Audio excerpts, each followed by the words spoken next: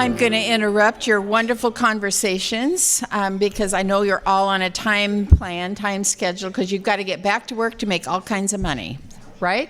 Right. So I want to introduce myself first. I'm Lynn Snodgrass, the CEO of the best darn chamber in the Pacific Northwest, and if you don't believe me, do, because it's true.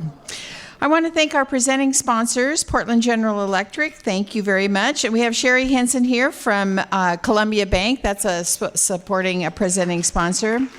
Thank you, Sherry, for being here. And we have a new presenting sponsor joining these two wonderful companies, and it's the Boeing Company. They have shown an interest in this event for the rest of the year, so we thank them.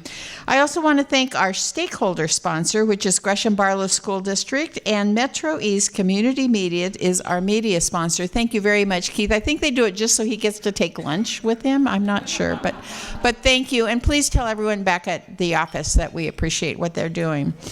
And now I want to, I don't know what's going on, but I want to introduce just about all of you, because you're somebody that is really important. I want to recognize our elected officials that are here today. Representative Carla Peluso, while you're standing, there you go. Representative, thank you. And she is counting the minutes and the seconds until session starts. There we go. I also want to introduce officially the new City Council President, Janine Gladfelder. Janine, where are you? There you go. And joining her today, and I don't think there's any reason why she's over there and the rest of the council is over here, but I want to acknowledge that over here is Councilor Jerry Hinton and Councilor David Widmark. Thank you very much. We also have another elected official in the audience from Mount Hood Community College. Annette, thank you for being here. She's the board member on the Community College Board. Again, I'm not exactly sure why. I don't have a review coming up. There's nothing going on, but almost all of our board is here today. Not really, but I do want to acknowledge all of them. Matt Miller from Gresham Sanitary. Matt, thank you. Leslie Parker, a new board member with Health Benefits 411. Thank you, Leslie. And sitting next to her is from Comfort Inn is Lori Harrell. Hi, Lori. Thank you. And she's the treasurer of your chamber. We have Sue Piazza from Bucket List Travels. She squeezed us in between their travels. Thank you, Sue. Great. Jim Hathaway, the past president. Jim, hi, thank you. Transamerica Financial. And Alna Dorsey, who is another new board member from UBA. Thank you. See, I introduced just about all of you, didn't I? Okay. So neighbors and how we communicated with them was really different decades ago. There will be some of you in this room that when I say party line, you know what that meant. It wasn't standing in line dancing. It was a telephone that you picked up, and you could hear Betty talking to Lila and the conversation that they were having. And sometimes they knew that you were listening, and sometimes they didn't. But that was all via the telephone. And then later, that party line thing went away. So when you called somebody's house, you didn't know who was going to pick up the phone. So when I called my kids, I didn't know who was going to pick up the phone. And I loved being able to say, when the phone was picked up, hello? I didn't say that. Whoever answered it did. And I said, oh, Paxton, hi, how are you? Fine. Did you have a good day today? Couldn't hear the nodding of the head. But when you called the phone, you didn't know who was going to answer. So that little unexpected communication was good. It was fun. You got eventually to whoever you were calling for, and that was healthy. But now, each one of my grandkids and my son-in-laws and my daughters have an exact phone number to call. I have to call them exactly, so there's no random communication. And I do have a grandchild that asks me on occasion, why haven't you called me, Grandma? Because she hears me calling her mom or whoever. Now when I use the phone, I only get to talk to the exact person, and I kind of miss the old way. Even little things like answering the phone when it rings is a way of continuing to communicate and to be neighbors. Walking next door to borrow sugar really did happen. And then taking some fresh baked cookies back when you return the sugar was a neighborly thing to do, unless you bake like me. And it was, you've got the sugar, keep it. Okay. Now we can call the store. They will bag it, shop for it, if your credit card's on file, they will get your sugar. You will get your sugar in just a matter of minutes with just getting in the car, driving a little bit, and that pesky baking and sharing cookies is gone. You used to know your neighbors' names. Which one of their kids probably broke your window or broke the branch on your favorite rose bush, and his mom would march him or her back over to apologize for that and make him pay for it by doing your yard work. Now the kids are in the house playing video games on their phone, and when they are outside, if you don't know what the top of their heads look like, you won't recognize them. A loud knock on the door was replaced by a doorbell.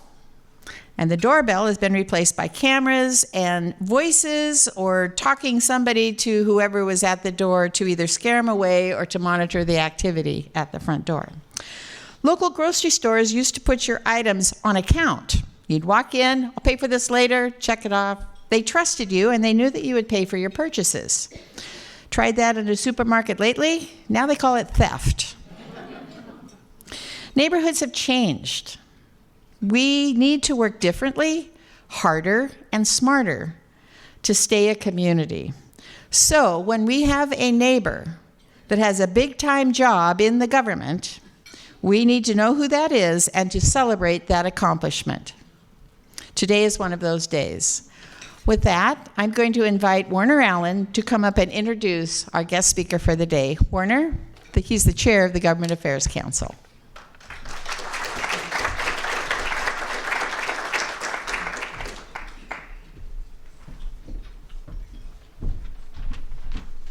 Well, I managed to get up here without falling over yet. So I get to introduce Ruth Miles, who is the director of the Corporations Division, and Tribal Liaison for the Oregon Secretary of State. So if someone said to you, I'm from the government and I'm here to help, most of us would roll our eyes, and some of us would run in the other direction, or walk rapidly if you're like I am. But don't run and hide or slam the door on our speaker, because Ruth means it and actually does help.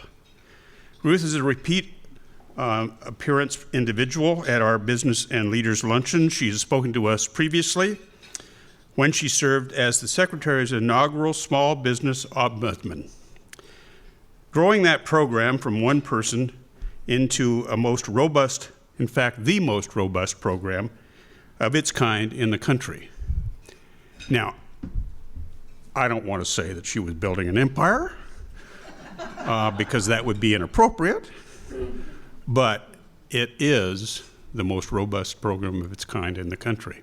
And it's a statement of the effectiveness that Ruth has always brought to her job.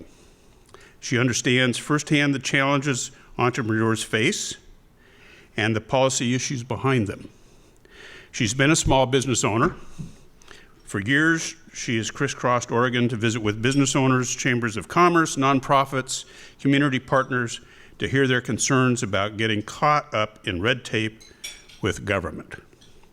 And everywhere she goes, she runs with scissors, trying her best to cut through the red tape. Perhaps her scissors are bigger now. She's been appointed to that well-deserved leadership position in state government as the director of the Corporation Division and Tribal Liaison. So Ruth knows Gresham because she lives here. In fact, she just lives over the hill. She didn't give me her address. And Ruth knows the complications that Salem can impose on businesses, as she has seen that up close and personal when she's worked as a legislative staffer in Salem for 9 years, helping constituents navigate business issues. It's an honor to have you back. Please welcome our speaker, Ruth Miles.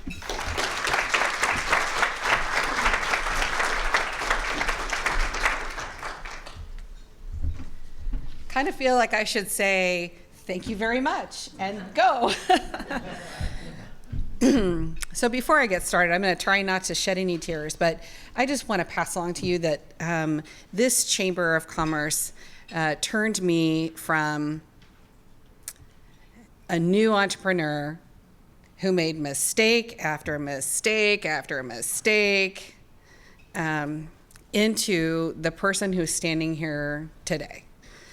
It was you guys who set the foundation for me to be able to work with businesses across the state of Oregon and beyond. It was you guys who made the empire that you just spoke about, Warner, so eloquently possible to build.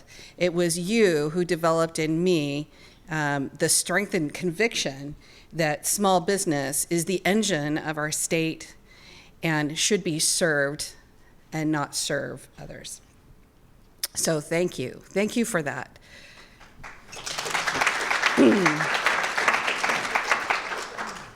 So I still own a business, not in Gresham anymore. It's in Wood Village. It doesn't serve the public anymore, so you probably won't see me advertising anytime soon, but I'm still a business owner. And I'm still a principal in several other businesses. And those of you who use our business registry, which I'm going to talk about a little bit today, can look me up by name, and you can see who I'm associated with. And we'll talk about the reasons for that as well. But one of the things that does for me, and I hope for you as well, is it keeps me grounded in what's important, right? It keeps me grounded, and it keeps me, I am praying, from becoming a bureaucrat, but instead someone who retains that passion to see small business succeed and to remove barriers wherever I find them. So when Lynn asked me to speak, she didn't give me a topic. And so I sent her a note back and I said, I want to talk about business scams because that was kind of the thing on my plate for the day. And she said, well, that's okay, but some good news too, please. So I'm trying to shoehorn kind of the things that I want to say into the framework of good news that Lynn has asked for. So Lynn, I hope I don't disappoint today. Where are you? Where'd she go? Oh, she left. Okay, of course. Yes. Well, and you can all tell her when she gets back that I just noted that for you. So let's talk first about scams, spam, and strange solicitations. So before we do that, though, how many of you actually own or work in a small business? Most of you. Awesome. Okay. So thank you. Because if you own that business, what you're doing is brave. You're my hero. So in Oregon, if you've registered a business, you know that the information that you provide us, and I'm going to see if this actually works. No, it doesn't. Okay, that's fine. So we're just going to go without that unless they can get it working. No, okay. All right, fair enough. It's our laptop that's the problem. Do any of you have a laptop in your back pocket? Yep. Nice. Is it a Mac? Nope.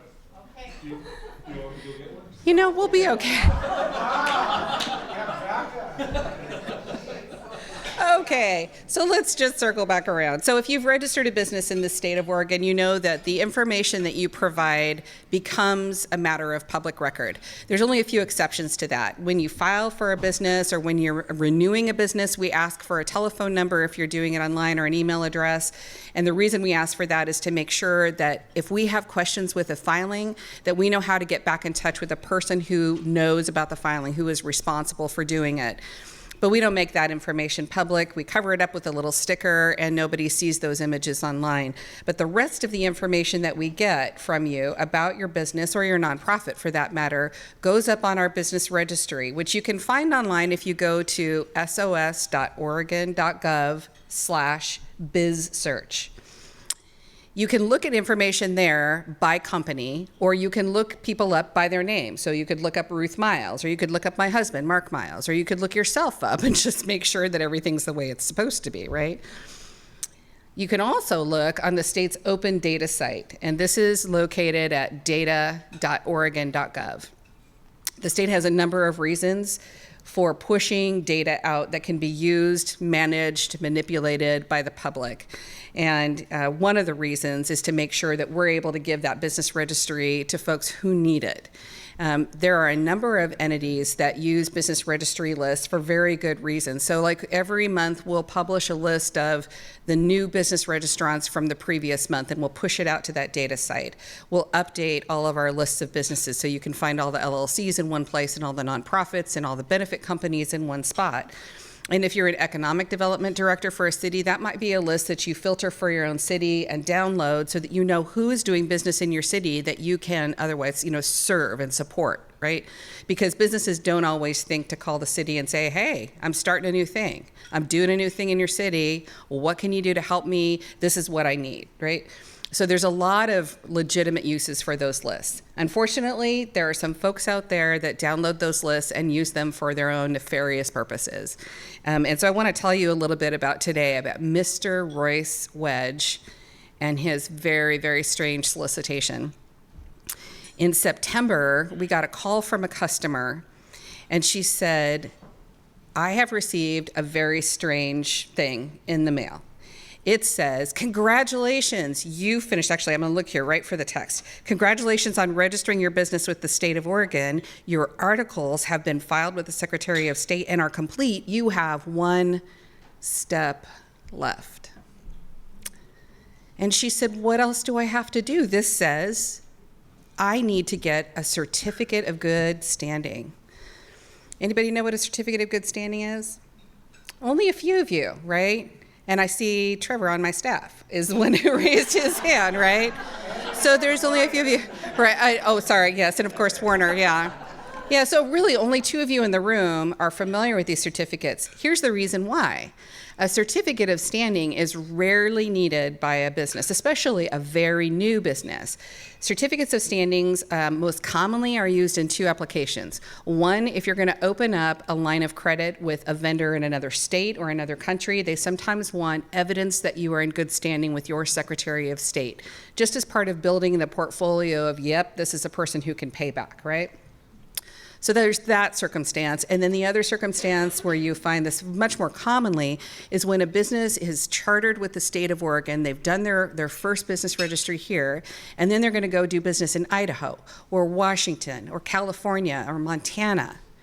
And the state of Montana will say, well, if you're going to register a foreign entity with us because you're already chartered in Oregon, we need evidence that you're in good standing with the Oregon Secretary of State. The business calls us, they say, I need a certificate of existence or good standing or what have you, and we will provide that for them for the bargain price of $10. Mr. Wedge, in his solicitation to new Oregon entrepreneurs, and I want to be specific that he was just targeting LLCs and corporations, he said, I will get you the certificate for $77.25. Is that not so awesome, right? So we knew that this had happened because our customer let us know. And we immediately put alert out on our website. We actually have a page just for that purpose that's titled Biz Alerts. So if you go to the Secretary of State's website at sos.oregon.gov, and in the search window on the upper right-hand corner, just type Business Alerts, you can find that page. And I'd encourage you, if you have anything to do with technical support for businesses, or if you have concerns yourself about maybe receiving a misleading solicitation or a spam or scam notice, then check that page and then give us a call if you in fact have received some sort of scam, especially if you don't already see it up there. Because if you don't see it on that page, we don't know about it yet, and you might be the person who helps us know and warn other people so they don't fall victim to this. So we found out from this customer, and I immediately started looking for how can I get in touch with the person who owns this business. They were doing business as OR, as in the 2-letter abbreviation for the state, OR Certificate Services. And I did some researching with the International Association of Commercial Administrators. That is the highly geeky term for what people who do what I do are called. So I checked, and there were at least 5 states in which this company was active. FL Certificate Services, CA Certificate Services, OH, and it goes on. And I kept thinking, I thought maybe it's the California one because they were registered with their Secretary of State. So I sent a letter out there, a strongly worded letter saying, hey, you're doing business illegally in the state of Oregon, and you will probably be hearing from our Department of Justice soon. If you have questions, here's what I need you to do to get legal. And I didn't hear back. So I contacted the UPS store that this firm was using. So OR Certificate Services had a return address that was a rented mailbox at the UPS store. And here you go. There's a copy of the solicitation. Thank you, Trevor. Let's just see if this actually works. And it does. Yay. Trevor to the rescue. So I contacted the UPS store and I explained to them that they had unwittingly been participating in this scam, right? That they were a very small piece of it, but their address was out there on all of these solicitations. I estimate that these went to about 2,000 businesses in the state of Oregon that registered for the first time in August. And I'm just going to walk you through a rough and dirty analysis of the numbers, just so that you can see why this is a profitable enterprise. So if we had 2,000 filings that were LLCs and business corporations in the month of August, and he pulled down that list at the beginning of September, let's assume he spent between 50 and 75 cents on sending that mailing out to those Oregon businesses, this solicitation that went out. It's personalized, it's specific to the transaction, it goes to the company, that's why it's so heavily redacted.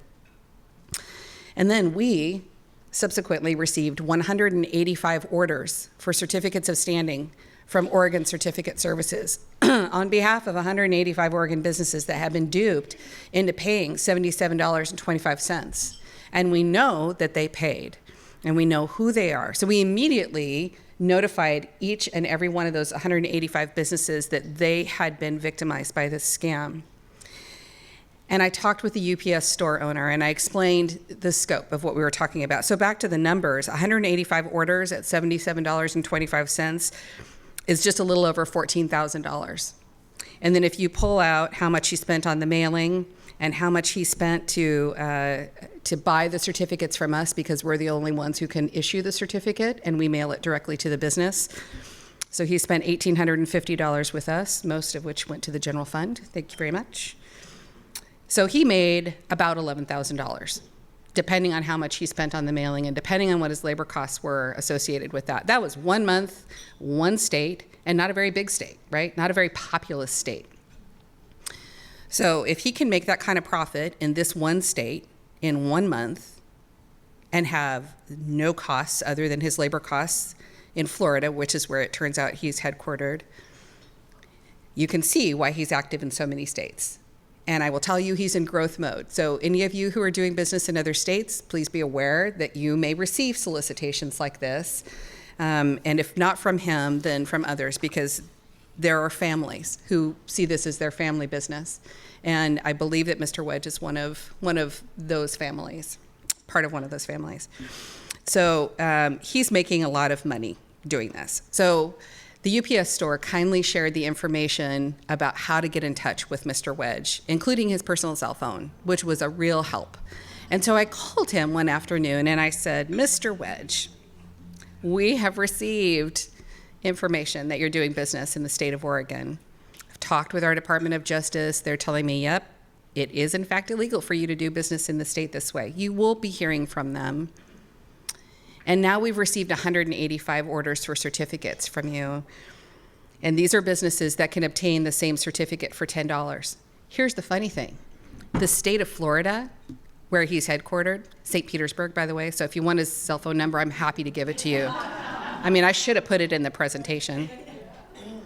So, state of Florida has a law that says if you do this kind of business spam solicitation where you offer to provide a service that only the government can provide and you charge extra for it, a premium for it, whether that's business registration, whether that's business renewals, labor law posters. You've all seen scams around labor law posters, I know for sure, right? Or this kind of thing that you have to say so. You have to say on the solicitation that the service can be obtained from the state, what the amount is, and how you go about obtaining that service directly. And then if people buy this because they want some convenience of this, or they just want to throw some money Mr. Wedge's way, well, then that's their choice, right? But they've been informed. This, you can't really see it. I'm going to walk away from the mic for a sec. Right here. It says in approximately 5-point font on top of a score line where you would tear off and fill out a coupon and send to Oregon Certificate Services. It says, "This is not from a government agency." Very small. It took me days, in fact, to find this. So, and I'm not alone, because obviously there were Oregon businesses that felt that this was from the government, that they did in fact need to get the certificate. So Mr. Wedge, when we talked, was at first reluctant to provide any kind of refund for businesses that felt they had been misled by his solicitation. And I said to him, it was just, I felt I had to be frank with him. And so I said, "Mr. Wedge, you're a scammer. You know it, and I know it. And I will bring the full authority of the state to bear if you don't stop. So I need you to give full refunds to anybody who asks for one, regardless of whether or not they have received the certificate." He said, "Well, then you're going to not charge me, right? You're not charging me for the certificates." I said, No. You sent us an order. So I presume when you send us the order that you do actually, in fact, want those certificates. So we're going to fill your order, but I need you to give a full refund. And shockingly, he agreed. He agreed. I think it was not worth his time to stay on the phone any longer. And I think he was trying to find a way around this little momentary problem. So we started to fill the order for his certificates. And as we started to work our way through this order, this massive order, huge stack, each one of the 3 credit cards that he referenced in the certificate orders failed. It was declined. So we'd process 1, maybe 2 certificate orders on each one of those, and then after $20 or $30 worth of certificates, it would be declined. And an amazing and interesting thing about our system that we all discovered, my employees also didn't know that this was a feature of our system, we were able to see that he had exceeded the credit limit on those credit cards. So I had an opportunity to call Mr. Wedge again. And I said, "Okay, so your credit cards have been declined. We've tried repeatedly, and we're not seeing anything." So if a member of the public sent us a request for a certificate with non-sufficient funds, we would just notify them we can't fill it. And I said, because there's 185 businesses involved here, I'm going to give you the courtesy of giving me another credit card number. And if it doesn't work, then you're toast, right? It doesn't work. So he did, in fact, give us a couple of new credit card numbers, and we were able to process the balance of the order for him. We had another circumstance come up with Mr. Wedge. After he agreed to provide full refunds for anyone who felt they'd been misled by this solicitation, we notified every one of the businesses that we knew had been victimized by this, and we took the extra step of notifying the September new registrants and the October new registrants that this could possibly come their way, and that if they had already paid this company, that they could in fact receive a full refund. And we got a call from another customer, really sharp-eyed, wonderful lady, runs a yoga studio. And she said, "I called them for the refund and they refused to give it to me. So I got to call Mr. Wedge again." And it was, it's becoming every afternoon I'd call Mr. Wedge, or every morning I'd call Mr. Wedge. And this time I had trouble getting in touch with him, so I emailed him. And he sent me back, he copied me on an email to his attorney. And his email said, "John, will you look into this for me and talk with this lady in Oregon?" And so I talked with his attorney. And I said, are you of counsel for this company? No, he wasn't, but he had represented Mr. Wedge with other circumstances, in particular getting him in compliance with the state of Florida's very stringent law about this kind of solicitation. And how could he help? And so I explained the whole saga that I've already explained to you, and that now, despite Mr. Wedge's assurances that our customers weren't getting a refund. And so he reached out to Mr. Wedge for me and convinced him that they did, in fact, need to provide those refunds. And then the next customer that we heard from was the best call of all, because she said, I received this solicitation and I called to order a certificate, and they told me to tear it up because they're not doing business in Oregon. Yeah, it gets better, believe it or not. So they did issue refunds to all of those businesses that had paid money that felt they had been misled and went through the steps to get that refund. They're not doing business in the state of Oregon, to my knowledge, and we are watching very, very closely. DOJ has reached out to encourage them to stay away from the state of Oregon. But the way it really gets better is last week I was talking with a colleague of mine in Washington. He's my counterpart there. And we were talking about another scam that we were concerned, kind of trying to figure out, is this a scam or not? And I called him to find out what his experience was with that particular thing. And he said, well, Ruth, we have a lot of business scams. And I said, really? Like what? And he said, we've got a guy doing business in our state and I said, Washington Certificate Services, right? WA Certificate Services. He said, how did you know? How did you know? I said, well, we've been there. How long? I said, how long has he been doing business in your state? Since March 2019. And I said, and he's still having to stop them? And he said, we don't know how to get in touch with this person.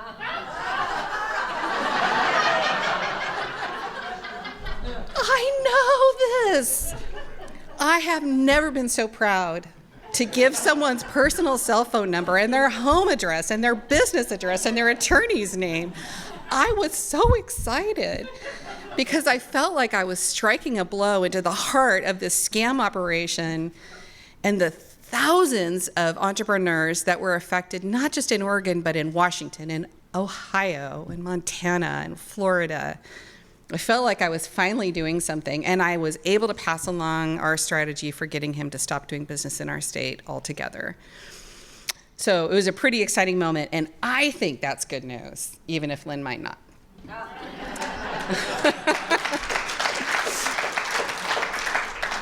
So here's where you can find our business alerts. I mentioned labor law scams.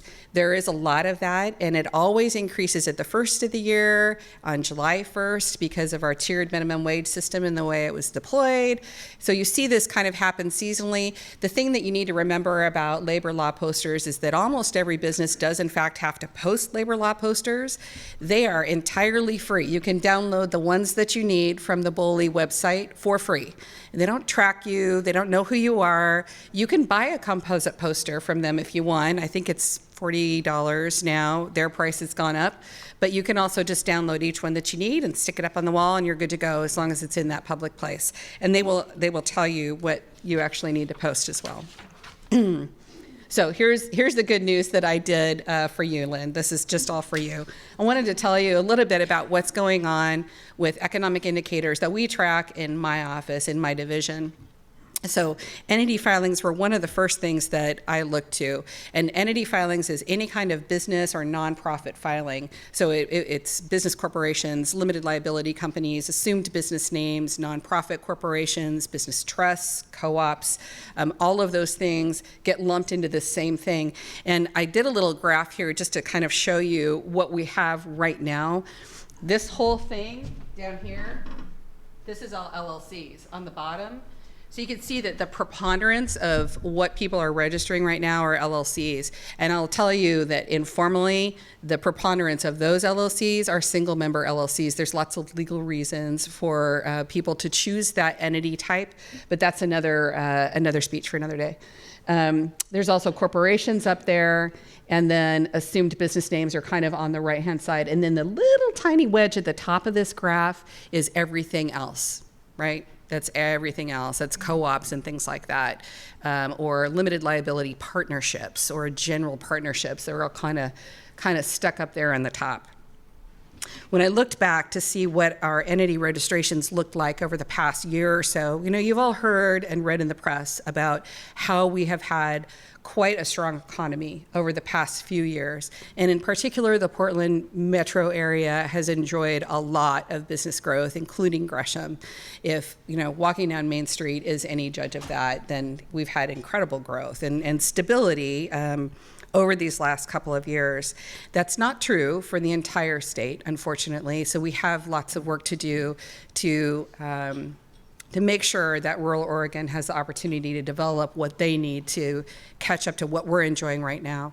But statewide, looking at our registries last year, as of December 31st, we had 451,092 registered entities of all types. These are primarily, as you can see here, primarily for-profit entities. After a very, very busy December month, December is a busy month, excuse me, in the corporation division, because we see mergers and acquisitions, a lot of those kinds of filings queued up for January 1st, and then that spills over into January with new filings. So last year, 451,092. This last December alone, we did 6,000 registries. This is not a big staff that does this. It's about 35 people that are engaged in doing those filings, answering questions about them, as well as doing notary regulation and uniform commercial code, small business assistance. And so it was a pretty mammoth project to do 6,000 new filings. And so right now, where we stand as of December 31st is 462,937.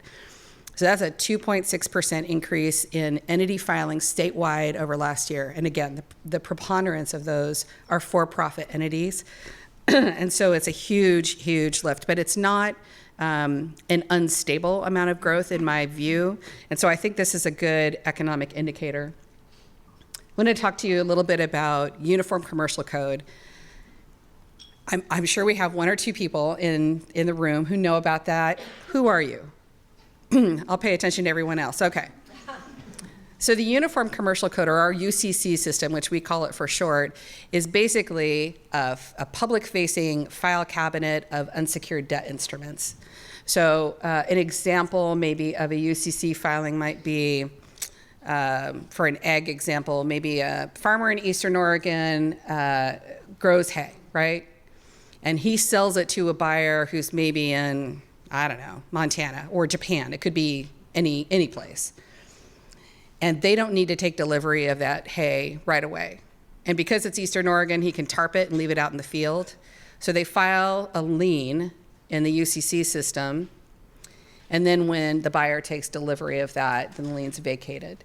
So these liens are for a variety of purposes, and they can hang around into the system for quite a while. Most of them are a 5-year standard, but some of them are extended beyond that. So I thought it was interesting to look back and see kind of what's been happening with UCCs. And I was a little bit surprised by what I found. I looked back as far as I had, really quick numbers to just at the fingertip.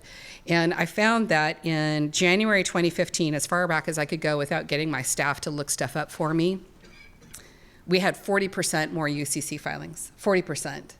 2015 is within 5 years of 2010.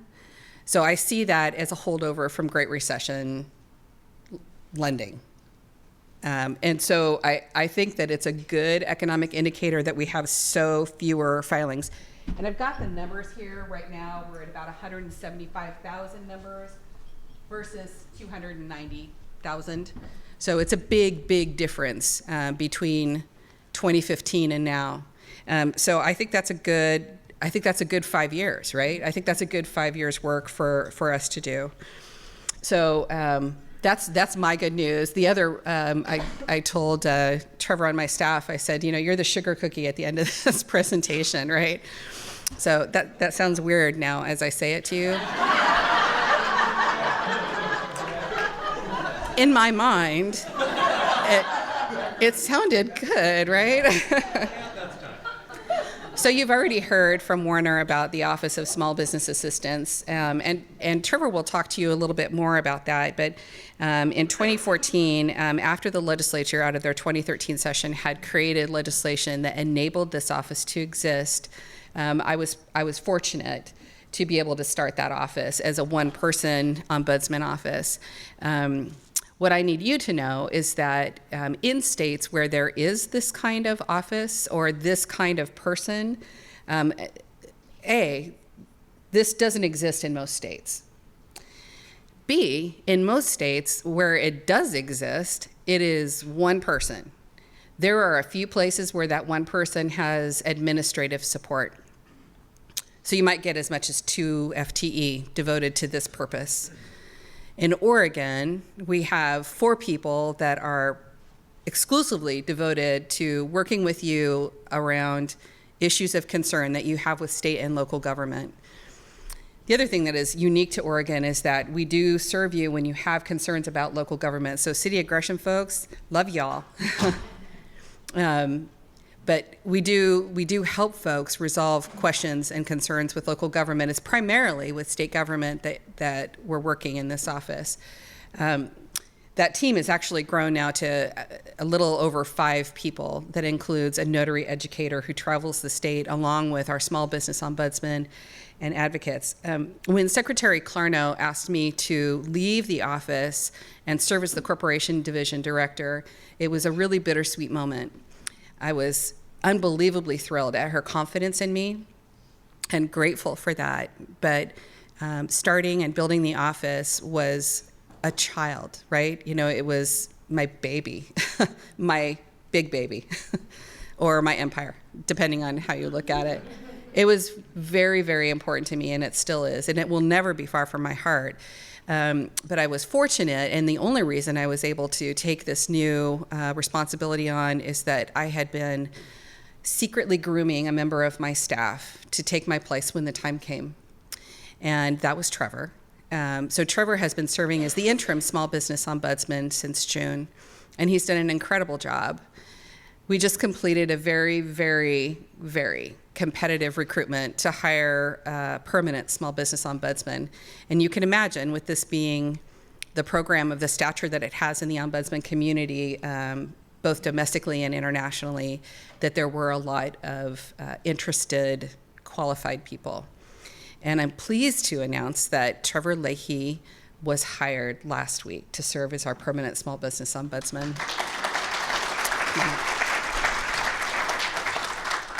So this is Trevor, who's been doing my awesome job, which is now his awesome job, and Trevor, who took on my schedule and did it in addition to his job over the past 6 months.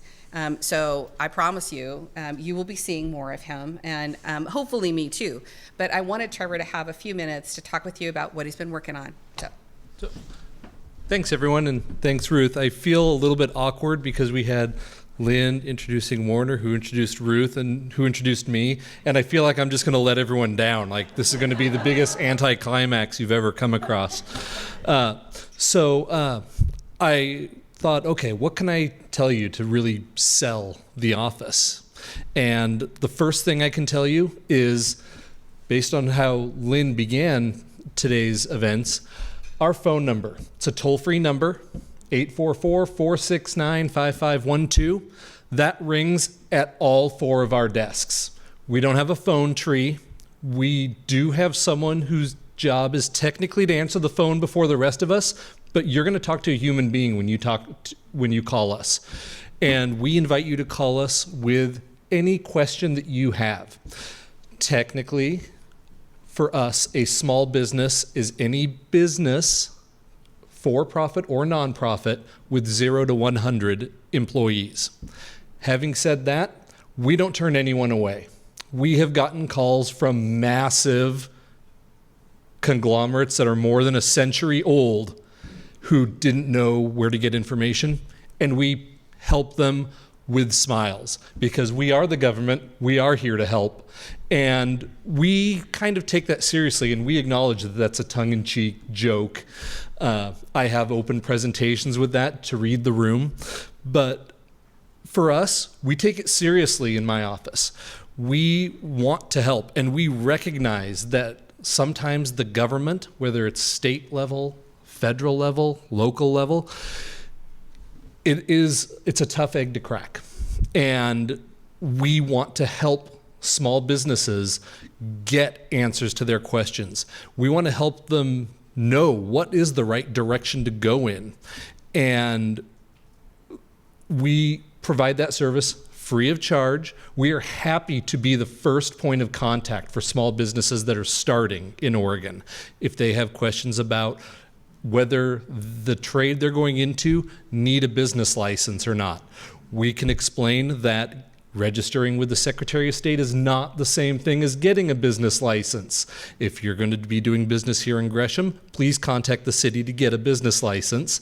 If you're going to be going into a trade and you don't know if it's regulated or not, we'll tell you which agency regulates that, if any.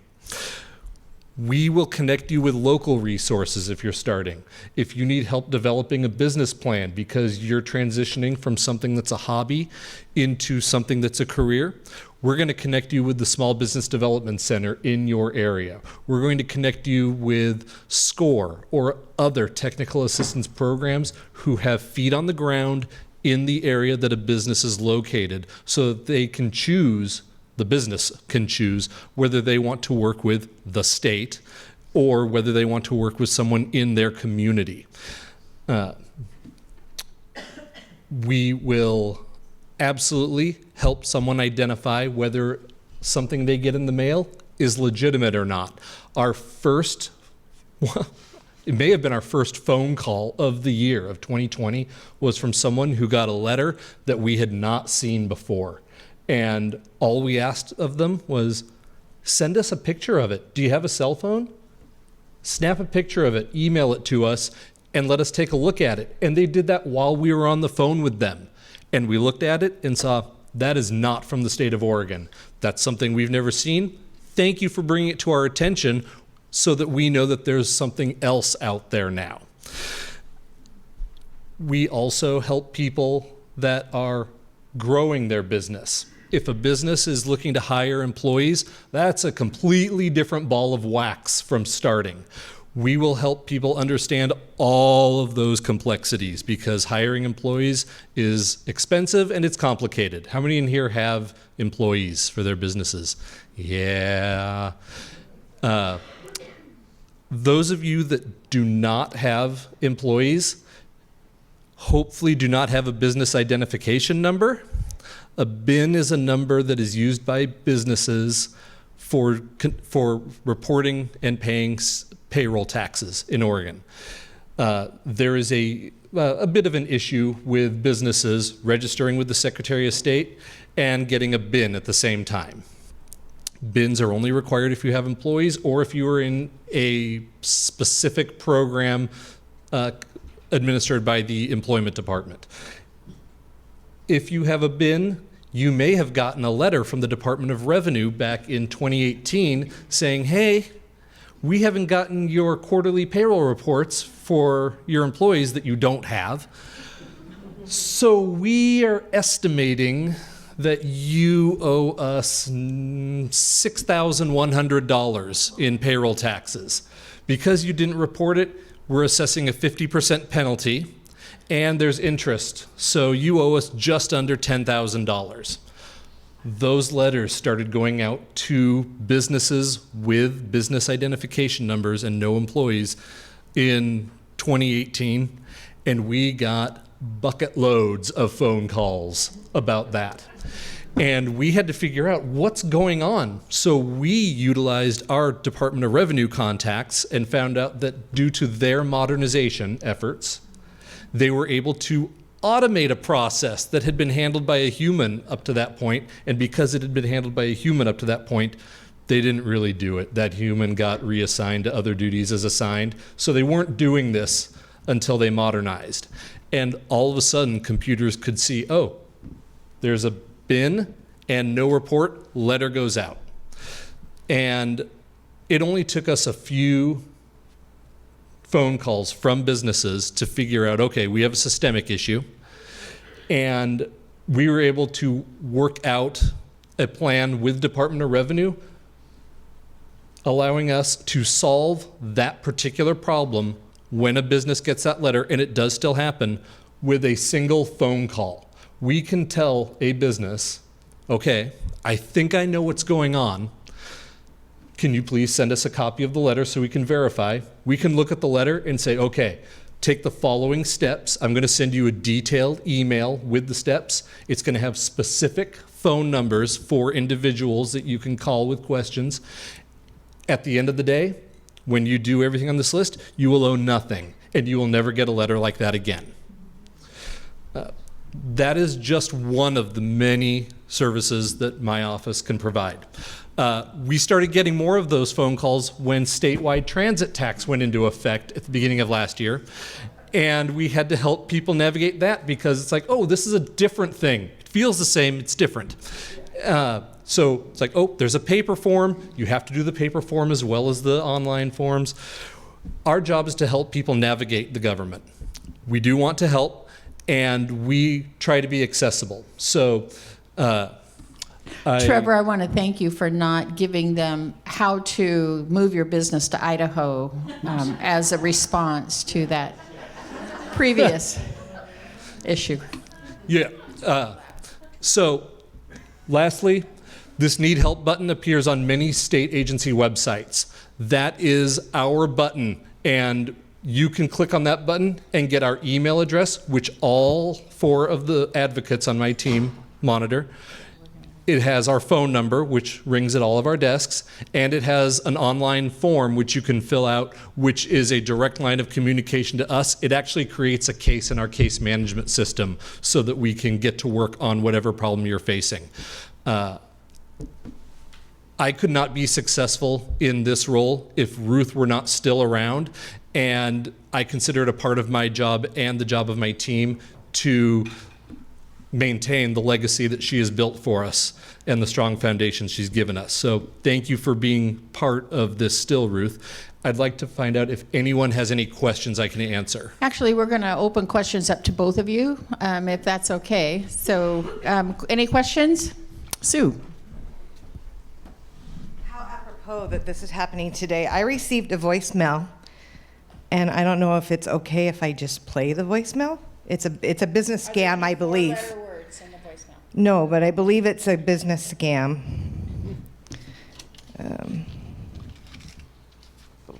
Sorry. Play.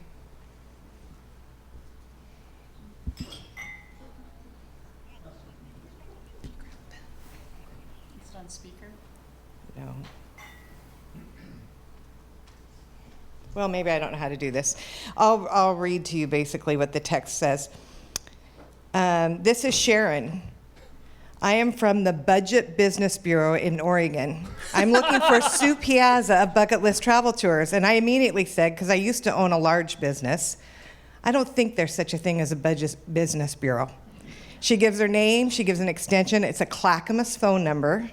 And this is actually the second time I received it. So I just declined ever receiving from this again, but I assumed that it was a spam, but I wasn't quite sure, and I thought, well, you're here today, so maybe you've heard of this Budget Business Bureau, because this is the second call I've had from them.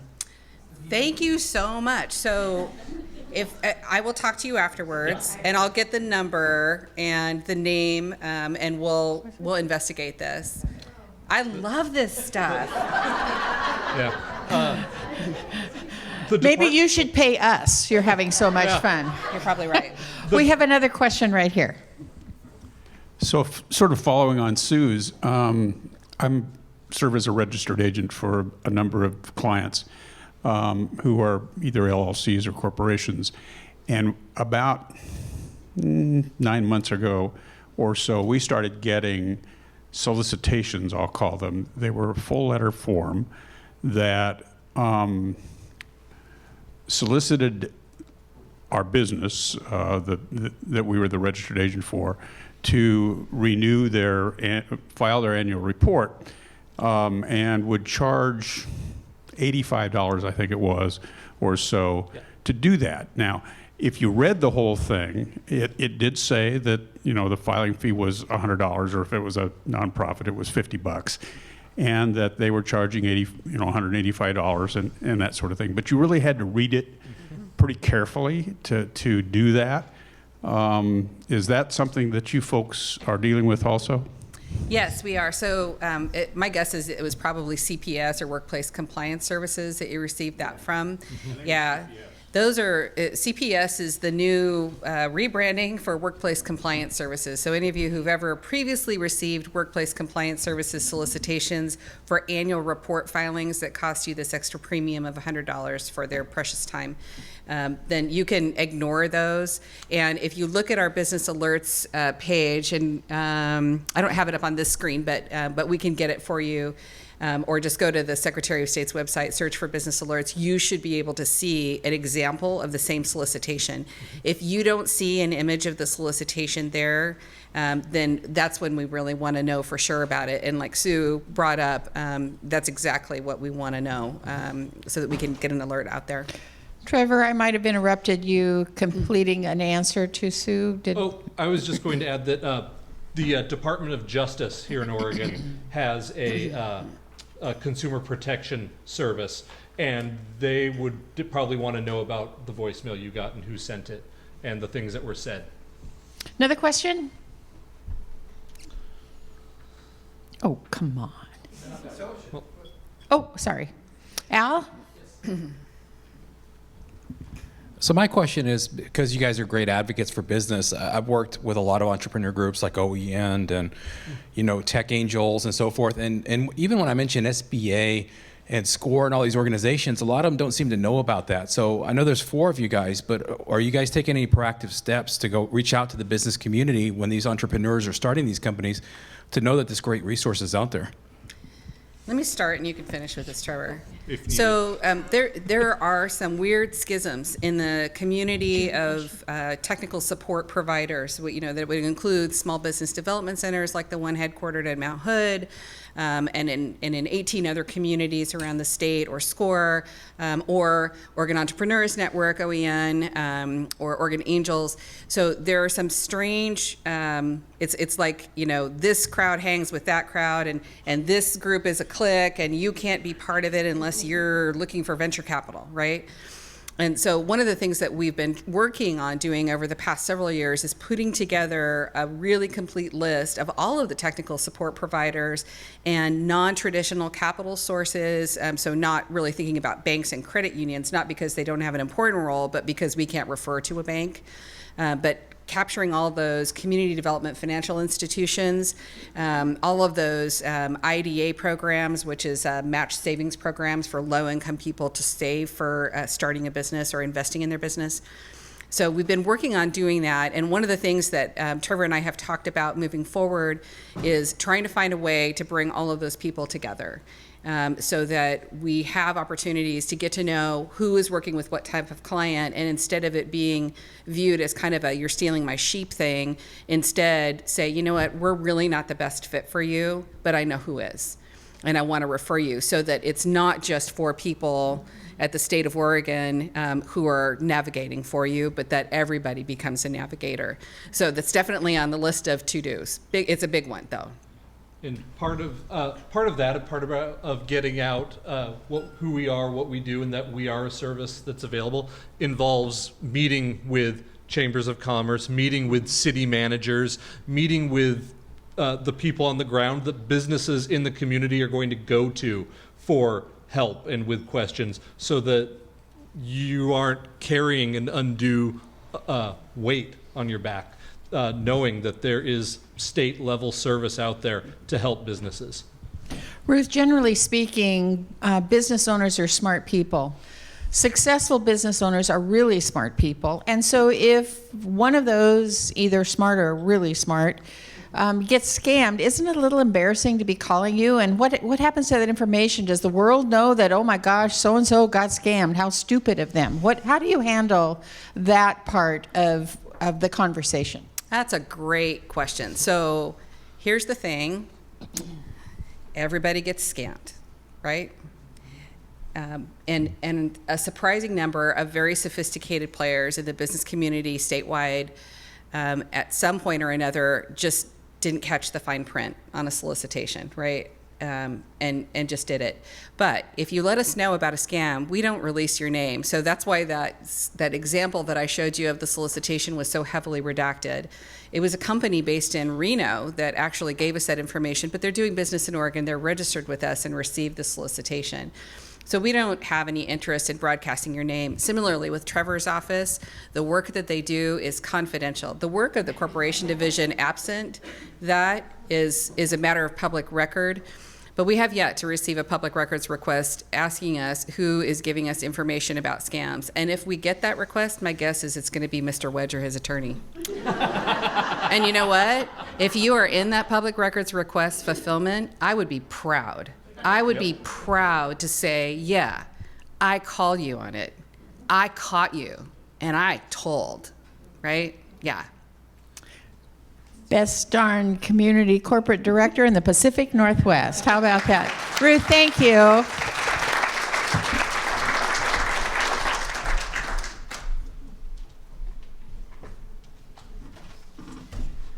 All right, for those of you that have been coming to these events or the State of the City or pretty much any time I can tease the mayor, you'll know that he is a University of Oregon advocate, and I'm not.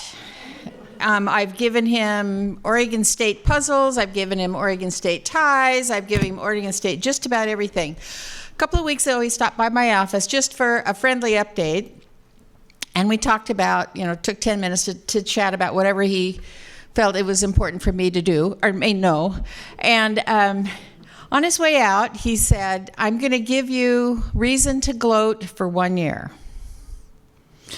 My son, who's graduating from high school, is going to Oregon State. So I nodded my head and I went, you did. And then I asked him, are you paying for it? That has bugged him. The look on his face was immeasurable. It was priceless. So fun. With that, I want to thank the priceless sponsors, Columbia Bank, Portland General Electric, the Boeing Company, Gresham Barlow School District, and MetroEast Community Media. There's a replay schedule out on the counter for this particular event. We have great upcoming speakers upcoming for this event. Next month, robots in the Boyd's building. What are they making? Yeah, well, it's $1 million industry. That's a little hint. And David Thompson of Sentia Wellness will be here to tell about the story of the Boyd's building, what he's making inside the factory, and the robots that he's going to use. Element 6 is going to be here. Element 6 is the diamond manufacturing company. They're going to be here to tell you their story. Love diamonds in the community. Whoa, you included. All of you diamonds included. The Attorney General, Ellen Rosenbaum's going to be here in the next couple of months. And you received a survey from Asha, many of you did, the new director of the new career program in our office. So if you received it, please take a few moments to fill it out. And if you didn't receive it, let me know and I'll make sure that she sends it to you. That's going to help her plan the beginning of the program. And last but absolutely not least, on March 11th, I want to see every single one of you, including you, Ruth, at the Business Excellence Awards luncheon, March 11th at noon, the lunch hour. It's such an uplifting event to see. What? It's going to be at Pathways. Yeah, we're still having the event's been at Pathways for 10 years. It's going to be at Pathways, unless you know something I don't know. I'm glad it's not at Tippy Canoe. Wasn't that sad? Yeah, I'm sad. I don't want to end on a sad note. I want to end on a happy note. Business Excellence Awards. Nominate your favorite business, and if your favorite business is you, nominate you. Thanks for coming today. See you next month.